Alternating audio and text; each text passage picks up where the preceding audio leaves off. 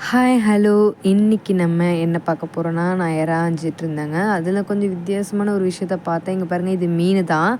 ஆனால் அதுக்கு 2 கால் இருந்துச்சு. எனக்கு அது கொஞ்சம் ஷாக்காகவே இருந்துச்சு. என்னடா இது, எப்போவுமே நம்ம இறாயும் போது சின்ன சின்ன மீனுங்க வர்றது சகஜம்தான்.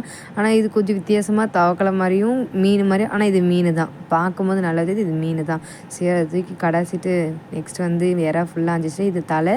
இது வந்து இறா ஃபுல்லாக க்ளீன் பண்ணி தனித்தனியாக எடுத்து வச்சுக்கிட்டேன். ஃப்ரை பண்ணலாம். இன்றைக்கி கொஞ்சம் வித்தியாசமாக செய்யலாம் அப்படின்னு சொல்லிட்டு பிரியாணி செய்யலாம், ப்ரான் பிரியாணி. அதில் ஒரு வித்தியாசமாக ஒரு விஷயம் செய்யலாம். ஏன்னா அப்பா வந்து ஒரு நாள் சொல்லிகிட்டு இருந்தாங்க, அந்த காலத்துலனா பிரியாணிக்கு வந்து கலர் பவுடர் யூஸ் பண்ண மாட்டாங்க, இந்த மாதிரி வந்து குங்குமப்பூ தான் மிக்ஸ் பண்ணுவாங்க அப்படின்னாங்க.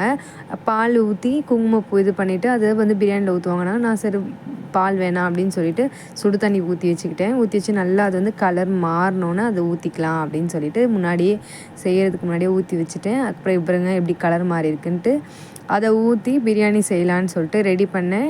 இது எப்படி கலர் மாறி இருக்குன்றத நீங்கள் லாஸ்ட்டில் நீங்கள் பார்க்க முடியும். பார்த்து பிடிச்சிருந்துச்சுன்னா உங்கள் வீட்லேயும் குங்குமப்பூ இருந்துச்சுன்னா நீங்களும் ட்ரை பண்ணி பாருங்கள். அதோடு இந்த சேனலை நிறைய பேர் பார்க்குறீங்க வீடியோஸு, எனக்கு அதுவே ரொம்ப ஹாப்பியாக இருக்குது. ஆனால் சப்ஸ்கிரைப் பண்ண மாட்டேறீங்க. நிறைய பேர் சப்ஸ்கிரைப் பண்ணி எங்களுக்கும் சப்போர்ட் பண்ணணுன்னு ஆசைப்பட்றேன். நான் எங்களுக்கும் சப்போர்ட் பண்ணுங்கள்.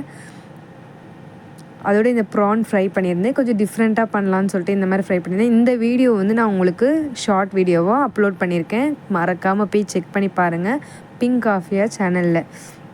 அப்புறம் வந்து எல்லாமே ரெடி பண்ணி வச்சுட்டு ஃபிஷ் பொடி மாதம் கொஞ்சம் செஞ்சுருந்தேன். ஃபிஷ் இருந்தனால ப்ரான் ஃப்ரை, அப்புறம் வந்து ப்ரான் மண்டை ஃப்ரை. ஹெட்டு வந்து ஒரு கிறிஸ்பியாக இருக்கும், அதனால் ஹெட் ஃப்ரை பண்ணிவிடுவேன் எப்போவுமே. அப்புறம் வந்து பேபி அம்மாக்கும் அவங்களுக்கும் எல்லாமே பிளேட்டில் போட்டு கொடுத்துட்டேன்.